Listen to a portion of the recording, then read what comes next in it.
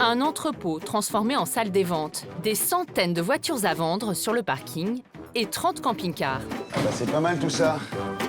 Saisis par la justice, ils vont être vendus pour rembourser les dettes d'une PME en liquidation.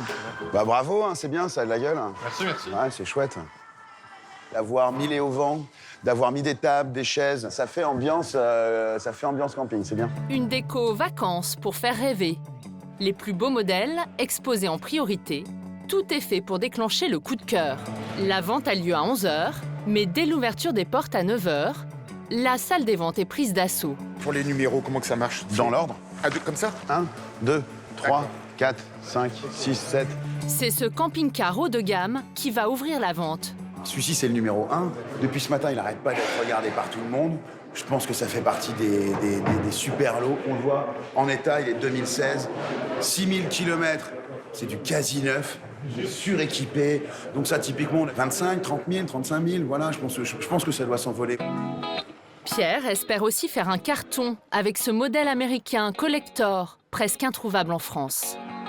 Le côté caréné, un peu métallique, américain, est quand même un rêve pour ceux qui sont des voyageurs. Ce type de modèle est ultra recherché. Neuve, cette caravane coûte 80 000 €.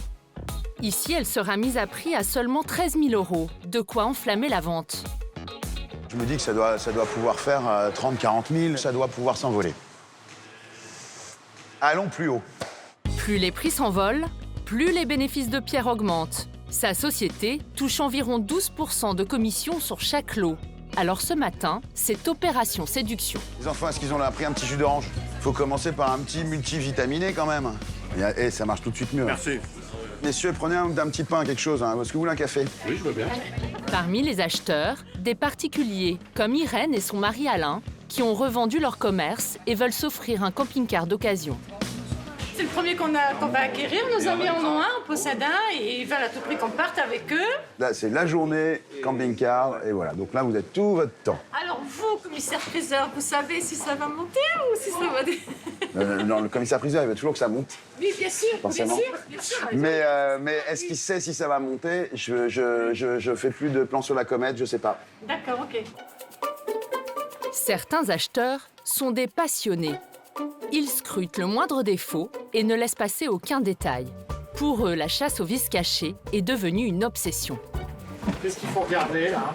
L'état du toilette, il n'y a rien de cassé. Hein. C'est 300 € hein, une toilette comme ceci. Donc, vous voyez? Vous voyez si ça fonctionne bien, tout, la porte. J'ai remarqué ici la porte, vous voyez? La fixation est cassée ici. Ça, c'est 30 €, ça. Le calcul ici, il y a plus ou moins. Celui-ci, je dirais 1 000 € de frais dessus quand même. Ah oui, carrément, vous évaluez au... Le gaz à l'intérieur, il demande des... Ça va très vite les frais, donc.